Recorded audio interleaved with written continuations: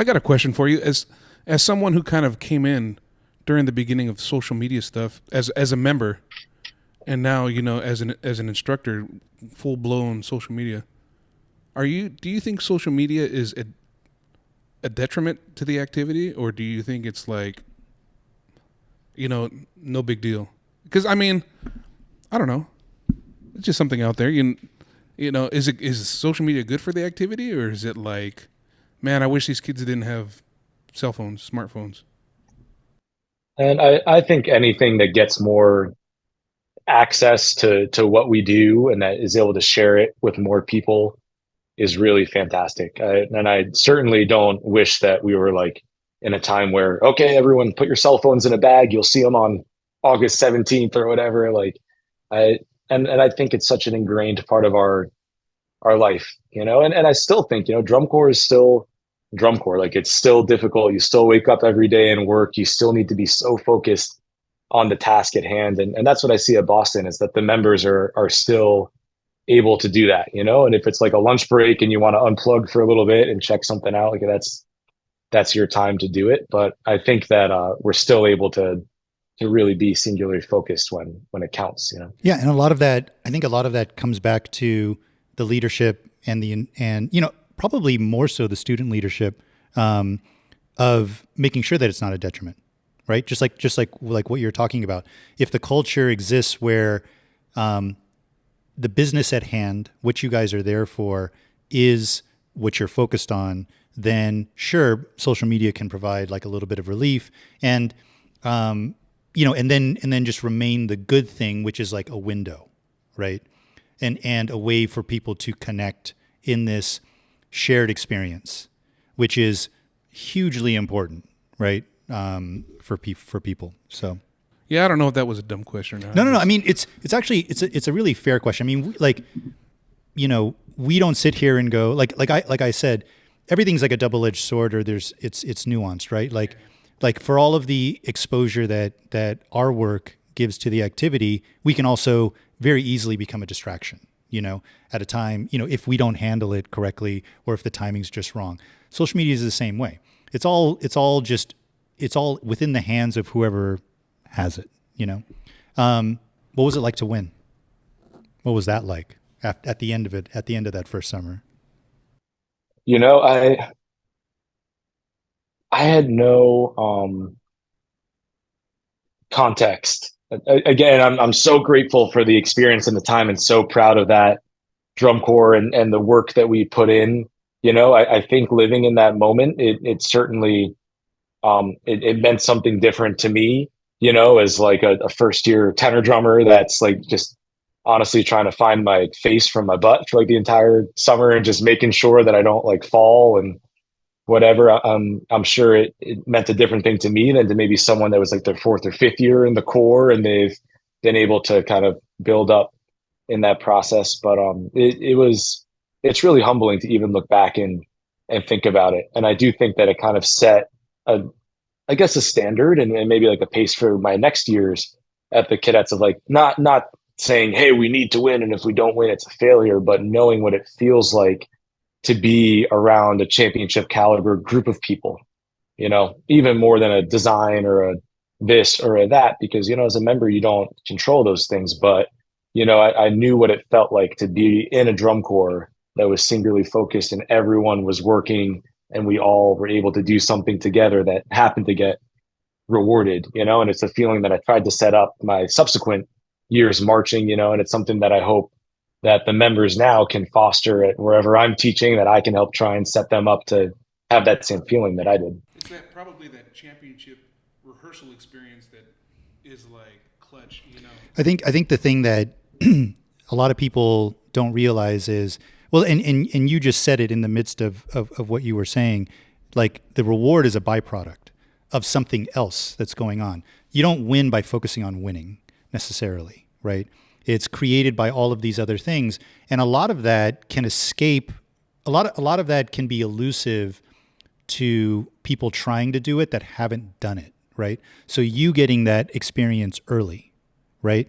Like you basically, you worked all summer, and then at the end, you were like, okay, we got rewarded with winning. And that tells you, okay, in this instance, this is what it took. This is how we created that, and you can bring that, and now all of a sudden you can bring that forward into subsequent years.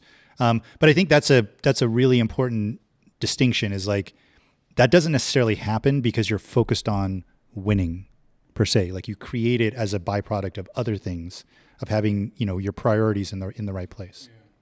So after that first year, then you have, what is it, the Christmas show? 2012. Yes. 2012, and Oh, then yeah. and then what was 13? I don't remember, but that drum line was like, Yeah, that was the hard hitting. Yeah, the Medea. They played Medea, right? It was in. Yeah, That was Side by Side was the show. Yeah. side by side. yeah. And then what was 14? Because you aged out 14, right? Yes, I did. Yep. That was the Lincoln Portrait show. The exact name, it might have been a Lincoln Portrait, but it escapes me. It was about the leaders of our country and all the different little areas. I Yeah. remember that. Um, These were his words. so let's talk about 2013 for a second. Yeah. 2013 was actually my first year watching DCI finals live, since aging out, since aging out. I Because- literally had not been to DCI finals. Because they started Since live then. streaming them. I want to say that was like one of the first. At least that's the first year I found out. But they were live this was the streaming. first year I went. Oh, okay. to Never Indy. mind. Forget what I said. And I remember watching you guys, and here's how I would describe it. Because obviously you guys were playing really big, right? Like there was a lot. I mean, there was a lot of distance being covered by the sticks. Yeah. Like a signature, Colin thing. But my reaction after seeing you guys was, you guys were so clean that I could not tell who I was hearing, and that was especially like jarring, because you guys were playing so big, right? Like in that kind of scenario, it's not just a timing thing. It's very much a touch thing, a sound thing. I could not hear individuals when I stood in front of you guys, and that was actually like a very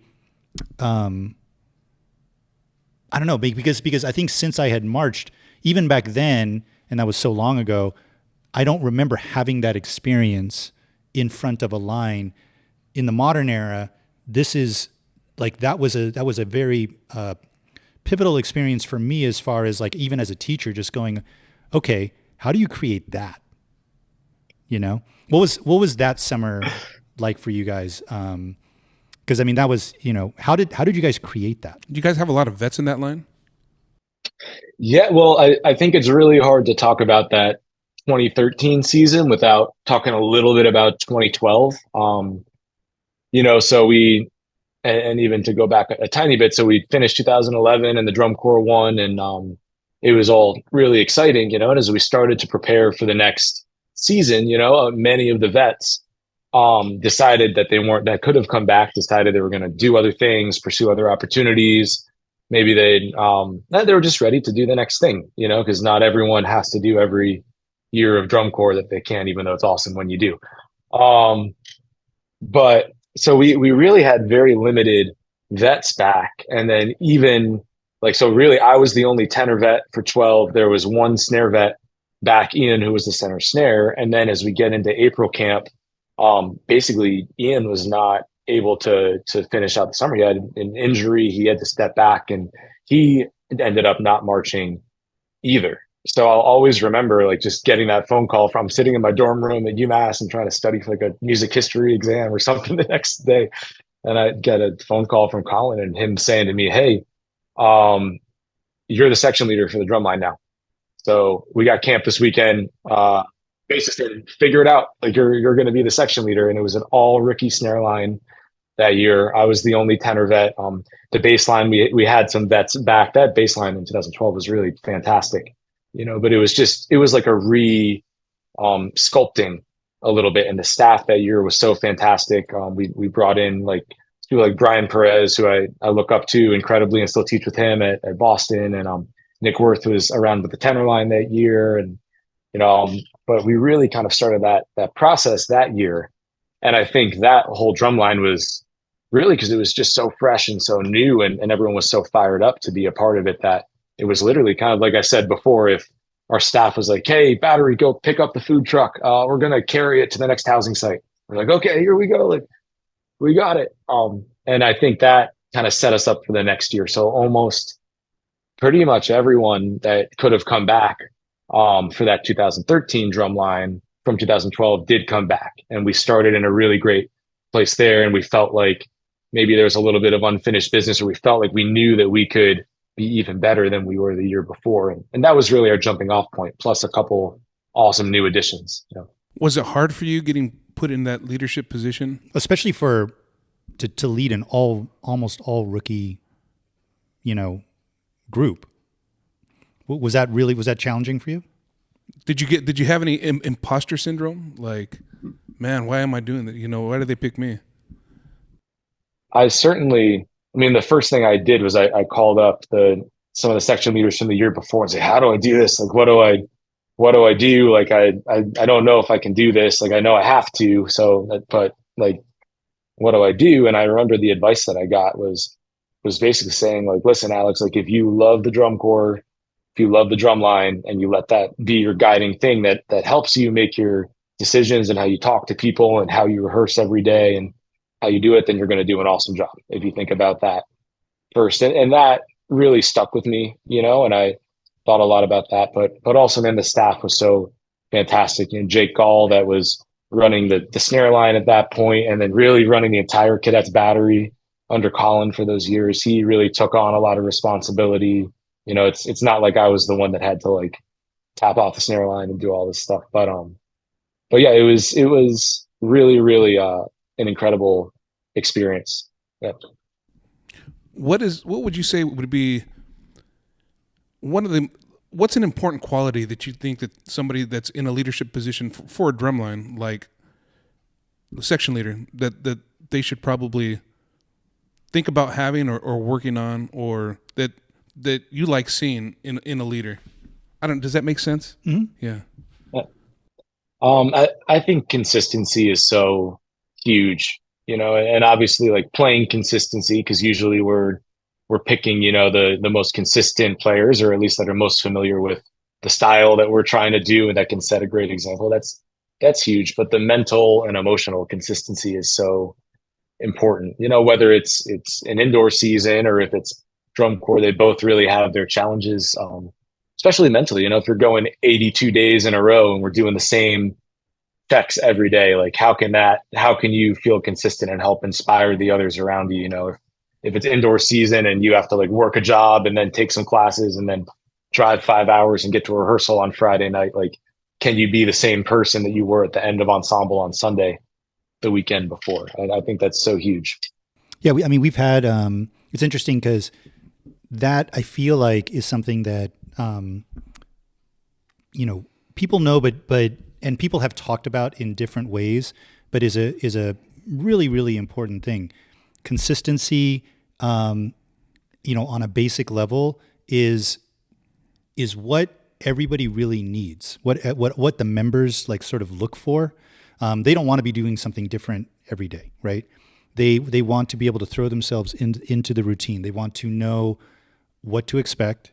They want to know what is expected of them so that they can, fulfill that. Whether it be, an indoor show and they're like, what am I supposed to be feeling here at this moment, right? Like versus something ambiguous, versus all of the little things about how rehearsal goes, so that they can manage themselves through it. That's a really, really, you don't have to be a superhero, but being consistent, reliable, so that everybody knows what to expect. What the staff knows what to expect from the members know what to expect from the staff, the members know what to expect from each other. I think probably a lot has to be said where, like, if you're the guy that gets put in that leadership spot, that the staff could just know that, hey, it's going to happen. We don't have to worry about harping on something, It's like, oh, she or they got it taken care of, But also that you figure it out your own way, because you are your own person. I like the advice that you were given, because that had nothing to do with be somebody else or be this certain kind of thing. It was more just like, like you said, like find the love for what you're doing, find the love for the organization and for everybody else, and express that and provide that what everybody else needs in your own way, right? As your own kind of person. But I think while we're kind of on this, I think one thing too that's so interesting, I know we hinted a little bit at maybe differences over the past 10, 15 years, but I feel like in the programs that I'm around, the leadership role has really grown, and we've had such fantastic leaders at United and Boston especially, and it's been really cool, but the access is a little bit different. I think when I was marching, maybe there was a little bit, it was more like, okay, just go tell them what to do. Okay, good. But I think the way we approach it at Boston and United is it's a little more collaborative, and we're able to communicate with the section leader at Boston a little more of like, hey, what do you guys need?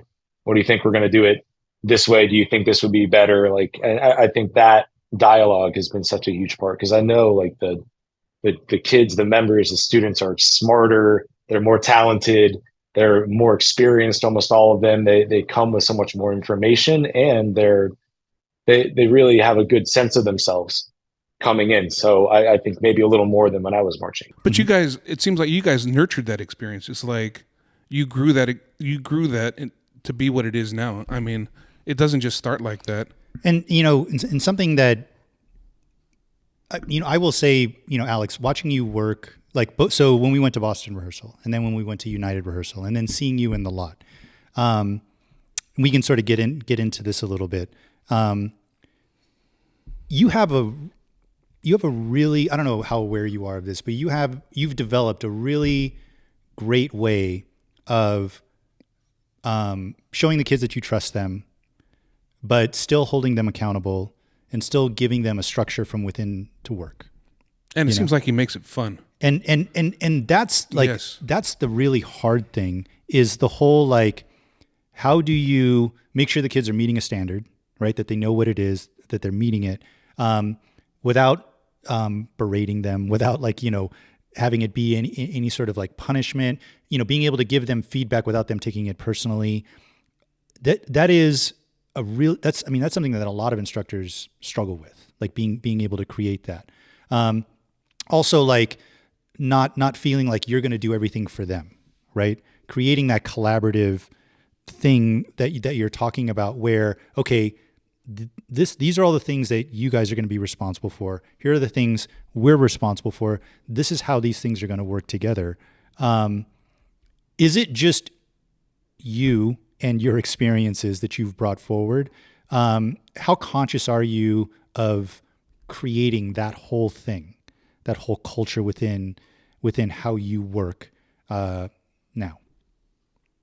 Oh man, well, I certainly have had the most amazing role models and mentors that I could ever ask for. I think it really starts there. And I know we've talked a little bit about Tom Hanam and Colin and, and some of the other people that I mentioned before. But really looking up to them and feeling like I've learned so much of what I think maybe works and maybe what doesn't work sometimes. I think that's been a molding process for me. I think I'll tell you guys every night, whether it's like a United rehearsal weekend, when I go to bed, or if it's over the summer when I'm like on the bus, when I go to sleep, it's like the last thing I'm thinking about is how can I be a better teacher tomorrow, or maybe going back. So, okay, like what do we need to do this, and what do we need to do that? But I do think what you guys hit on that I think is so cool, and that I really strongly believe in, is that the most special moments and the most special performances, it's the members that are doing them, and they have to create the passion and the energy to create something really truly excellent. And you need to give them the room to do that and discover it. And sometimes that can be a little scary. Maybe as a teacher, I'll speak for myself, where it's like, if I just micromanage every single thing the drumline's doing, I know it's going to be right. Yeah, but when I walk away from them in 10 minutes, is it going to be right? No, because are they just doing it because we're making them do it? So I think trying to set up a system that's consistent, that allows for growth and to succeed, and also giving them the room to shine. If the cameras are on, or even when the cameras are off, to give them that room and the encouragement and the confidence to to do it. And it's really hard. It's really, really, really hard.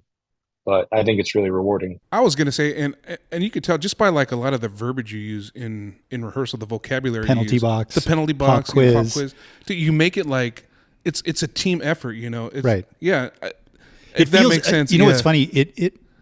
Watching your rehearsals and stuff like that, it feels athletic. Yes, very much so. It feels very much like you're a coach. Yes, You know, like just the vocabulary and everything. It's yeah. like yeah. Where did penalty box? Because that was something that stood out to us Yeah. at the Boston rehearsal last year. And Oh my gosh. explain the penalty box so everybody knows. Yeah, what is that?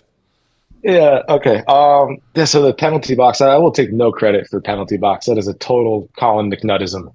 Nice. The pop quiz, I'll maybe take a little credit for a little bit, but the penalty box started when I was still marching at cadets, and really I remember in 13, it may have started before that, but that Medea that you guys were talking about at the end of the show that was like so hard and so physical, and it started out with this snare feature where the snares are like running and playing the most tasty, articulate, such difficult stuff, and we'd have these really physical, competitive percussion ensemble rehearsals. Again, I think Colin is the mastermind of this and running like a competitive, awesome percussion ensemble rehearsal. But yeah, we would start and the tenors didn't play for the first, like, while the snares were doing their thing, and the drill was really physical. So, you know, instead of making the tenors do all these reps and run around and gas ourselves out, he would send us away and he'd call it the penalty box. Like if you're in hockey or you're playing, you get kicked out of rehearsal for a little bit, like tenors are in the penalty box, and we'd go with our technician and we'd work our feature that's coming up and we'd play it standing still while Colin would work with the snares and the rest of the ensemble on the move. And they say, all right, tenors, come on over, like you're in. And then we'd do the bigger chunk. But it's basically a way of dividing up the field, being able to have focused work, maybe for one section or for one part of the percussion ensemble, while the other parts that aren't playing are still able to work on what they need to do. Mm-hmm. And then the pop quiz.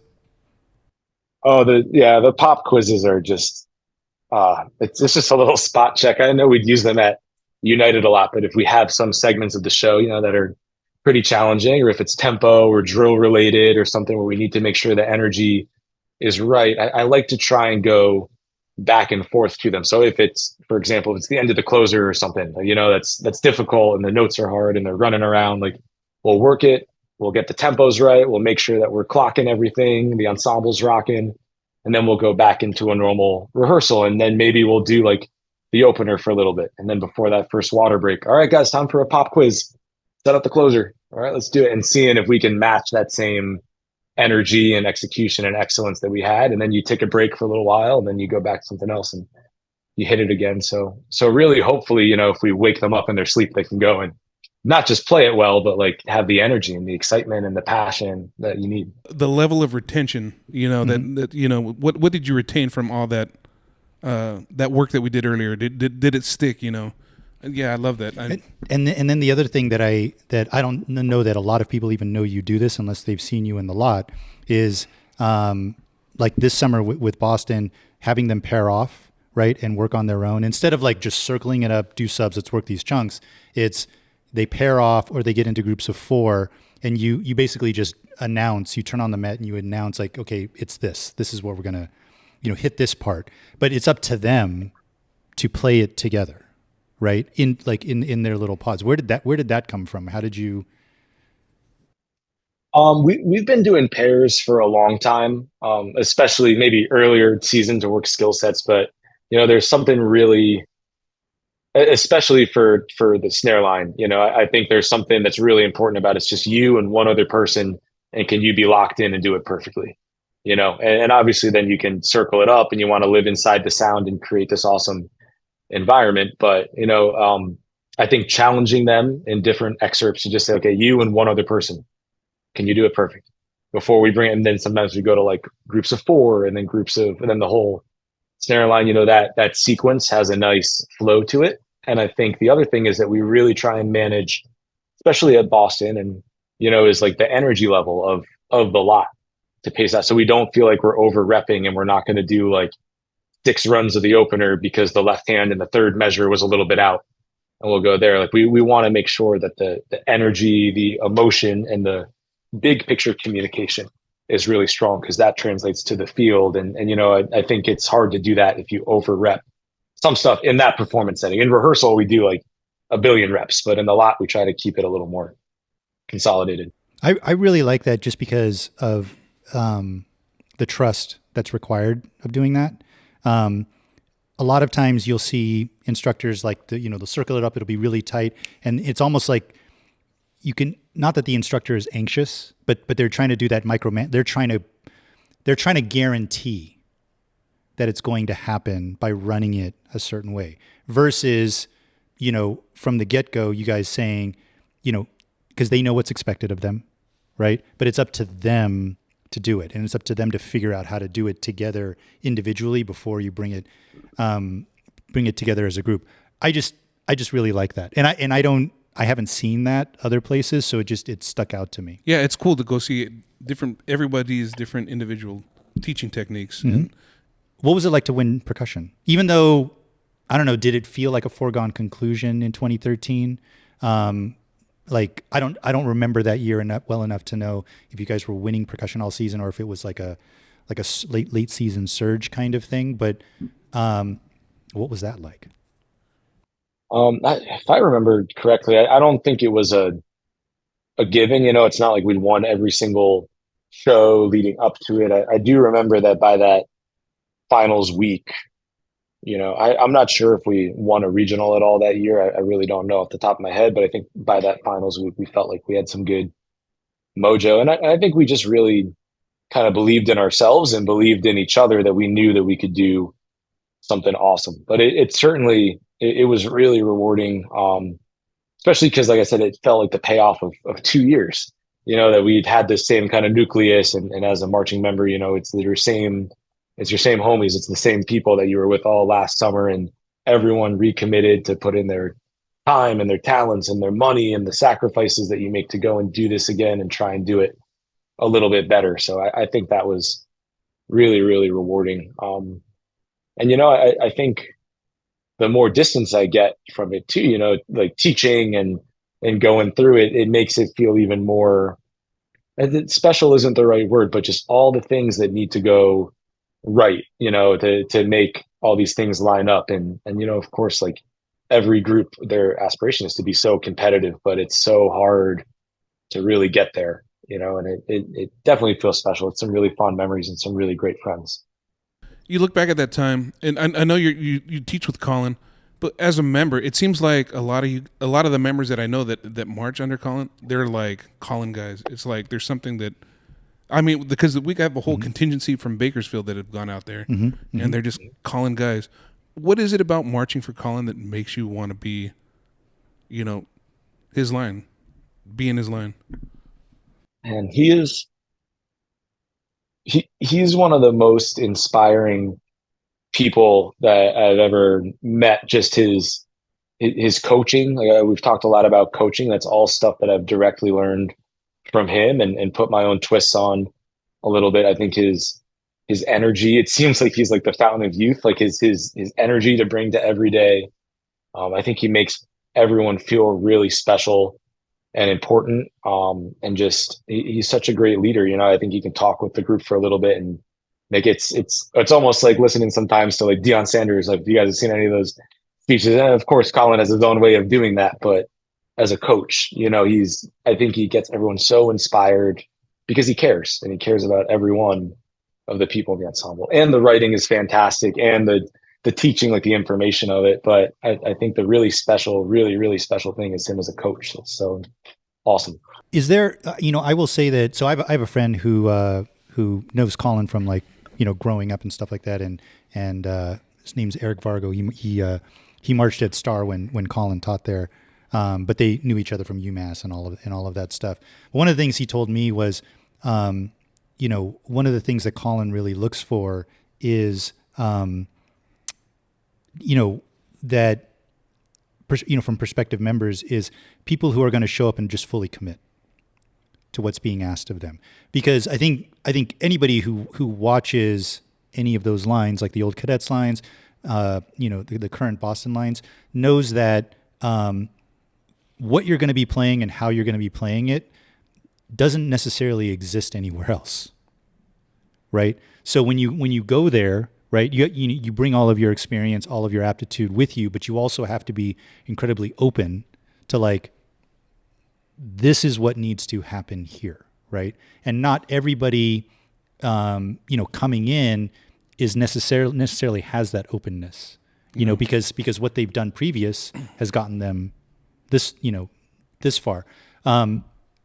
Is that, I mean, I guess, you just talked about it, but the idea that the kids, when they show up, they buy in, they become Colin people, You know what I love about him too? It's like, and you'll see it like right early on in the season. He's like, "Hey, this is us. Here we are. Here we are." It's not like trying to hold anything back to the very first show. It's like, here's our music. Here's us drum. You see all that early stuff, and I love that.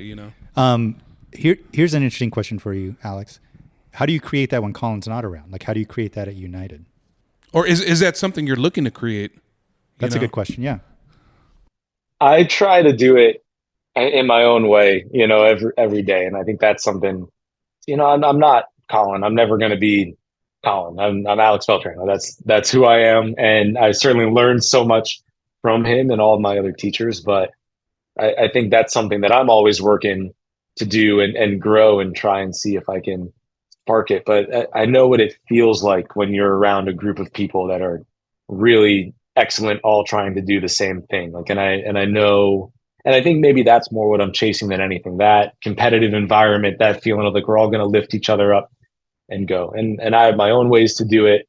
I know Colin has his own ways to do it, but I think that's the feeling that you're chasing. And that's really all I can do, and try and find my own ways to make something really special happen and define maybe what's special for me if it's at United. And if I'm at Boston, of course I have a lot of autonomy with the group, but it's my goal is to help Colin's vision of what Boston Percussion is and to set them up to do that. It's not my job to make it Alex Beltran's Boston Crusaders. No, it's like, here's our vision.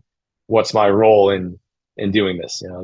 That's really important to always keep in perspective. I do think though that United is a destination. I think that people don't necessarily look at it as I'll march here for a couple of years and then go somewhere else. I mean, at least I could be wrong, but at least from what I've seen and from just looking at the faces, right? Even the alumni, it's like they love United. Yeah. Yeah. Yeah. So, I mean, it's you are creating that in your own way. That's what it seems like anyway, so far.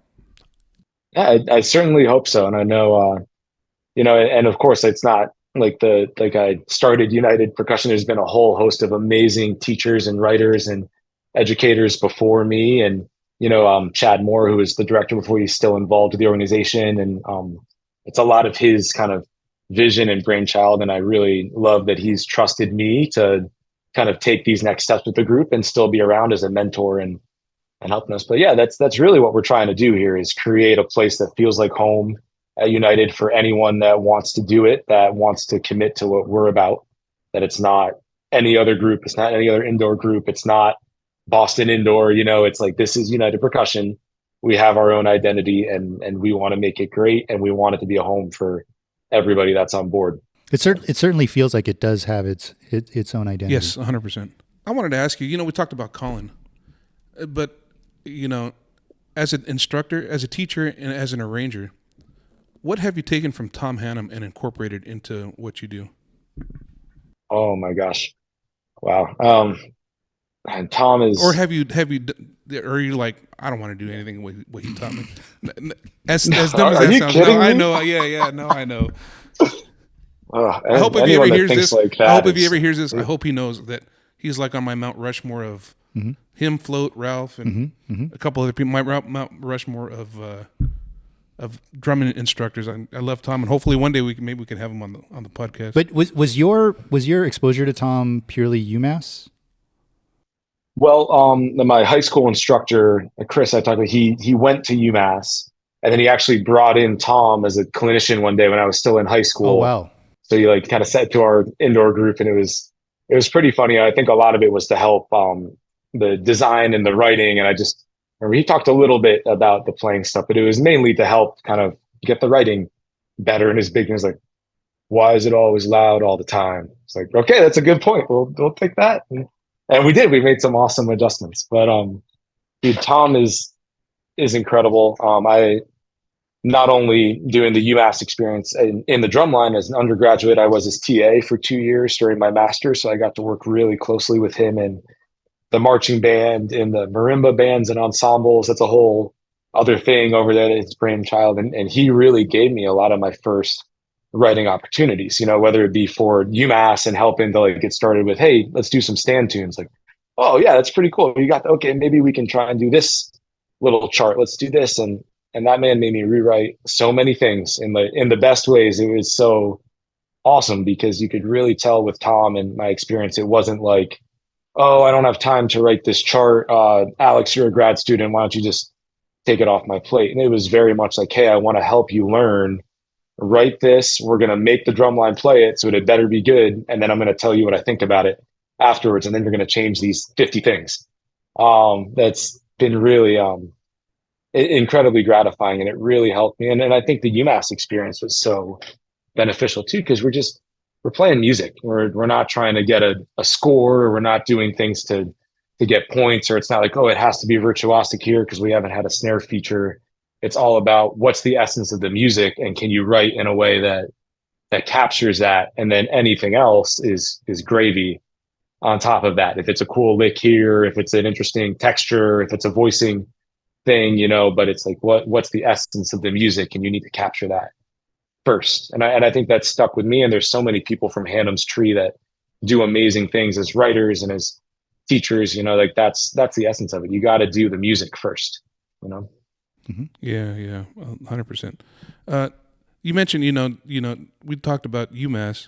What do you have your degree in? What is your degree? Let's brag. Let's brag about you a little bit. What do you got? Oh my gosh, I have an undergraduate in percussion performance, and then I have a master's degree in music history. Was my master's. And history's, I just know this from your United Percussion bio, but at the very end, it talks about that history is a thing for you. Like you have a passion for it. I mean, and is it, and I would say beyond percussion. Yeah, I'm a big nerd. I would say on that stuff. Yeah, I just think it's so interesting, and especially like the storytelling of history.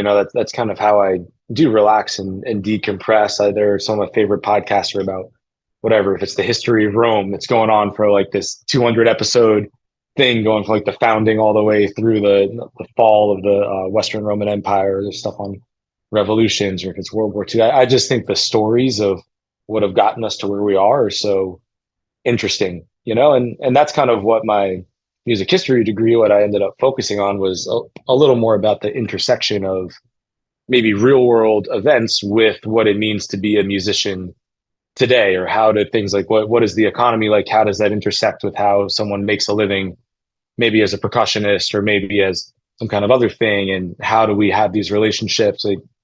I think that's just really interesting to me. That's actually, yeah, that's super interesting. Has that found its way at all into your design? Like what you're talking about, right? That intersection, not just history on its own, like, saying what happened, but putting it within a context and showing, and essentially like bringing what is really compelling to you personally, right? Like what you find really interesting about it. Does that at all, do you allow that into like when you think about what should United do this year for a show? Yeah. I mean, I think it's really hard to not bring those pieces of yourself into any creative endeavor that you're doing. I don't know if it's something that I actively like think about in that way, but I think inspiration always comes in really, sometimes you don't expect it, or I could just be sitting and listening to something, or I could be out, like, I don't know, on a jog, or I could be driving back from the school where I teach, and those little nuggets, or it could be something I heard in a podcast, or it could just be an idea, and letting that kind of seep in is huge. That's part of what makes me who I am, and it makes the next writer or another designer who they are. Like you've got to let that experience in and have it be a part of what you create. I see your hat says Grace Notes. Can you tell us a little bit about Grace Notes? Yeah. So Grace Notes, we've been talking a lot about Boston Crusaders here.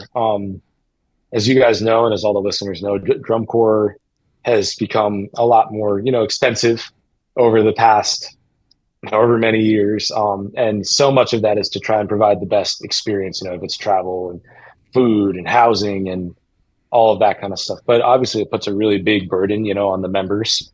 And Colin, again, as the genius that he is, he has an incredible network of people that he's marched with or taught or just relationships that he's built, and he's helped kind of put together with John Randall, one of his best friends and a huge benefactor of all of our percussion programs, this nonprofit called Grace Notes. And really it's based around helping students get money so that drum corps is achievable, and specifically the Boston percussion program. So people can donate. There's some swag. There's some dinners and little events that they do. But the money that's donated really goes back to helping people do something that they couldn't do without that help. So that helps fund the tuition then, correct? Exactly. Yep. So it helps fund tuition for percussion members, and they kind of sort out and kind of figure out, okay, here's how we can divide this up. Here's who gets this. Here's how we do it. But yeah, it's a program based on helping people that wouldn't be able to do drum corps. That's awesome. And how can people find like I'm obviously we're going to put a link in our description. But for people who are just listening to this on audio, do they just Google like Grace Notes, or is it like Grace Notes Percussion? What's the easiest way to find the website? Yeah, the Facebook site. If you're on Facebook, I know not a lot of people are, but if you just if you Facebook search for Grace Notes, you'll see there's a big picture of Colin on there with his swag on. That's a great way, and I know they have the links to the websites there. And then let me triple check here. If you Google Grace Notes nonprofit, so the Grace Note Foundation, if you just Google Grace Notes nonprofit, that'll also get you there very quickly. That's really amazing. We made a little contribution last summer with because Boston videos get a lot of views, Yeah. Oh, I've had that translates into revenue, and we wanted to put that back into helping some kids out who need the help. I don't know if you know this or not, but when we went to that Corpus Christi rehearsal, after that, had a couple of those videos go like they're like my first videos ever to go viral were some of those Boston videos from like on awesome. Instagram and TikTok. Yeah, Mm-hmm. and it's like whoa, when it starts hitting like over 1 million views, I'm like whoa, yeah. That's so cool. Yeah. Well, we're kind of up against it on time. So we're going to wrap up this first part here, but we definitely need to have Alex AB Beltran, whatever, whatever you want to go by. We'll definitely have you. We want to have you back again because we still got to talk about your time teaching. Life after drum corps. How too, your formative years as a teacher and designer and all of that stuff. But that'll be a part 2. But yeah, we definitely want to thank you for being here with us today, and Go ahead, George. Yeah, I mean, Alex, just thank you for taking the time, being open, sharing, what this has been like for you. We wish you all the best this season with United. And we know as we're recording this, you guys are about to have your first audition weekend for this season. We're really excited to see what you guys are going to put out there this year. Yeah. But thank you for taking the time and sharing the stories and all of that. Real quick before we go, Thank you guys. Do you have any sponsors? Who are you sponsored by? Yeah, I definitely want to shout out Vic Firth and Zildjian as huge sponsors of everything that I do, and yeah, that's the one. Those are the big 2 right there. Those are good ones, man. Yeah, they've always been cool with us too. Mm-hmm. So, but well, that's about it, and good luck with your auditions, and thanks everybody for joining. Do us a favor, leave us some comments if you want, some likes. Mm-hmm. Like and subscribe. No, I'm just kidding. But yeah, no. Thanks everybody for joining us, and we'll see you next time on the coffee shop. Good night, everybody. Good night.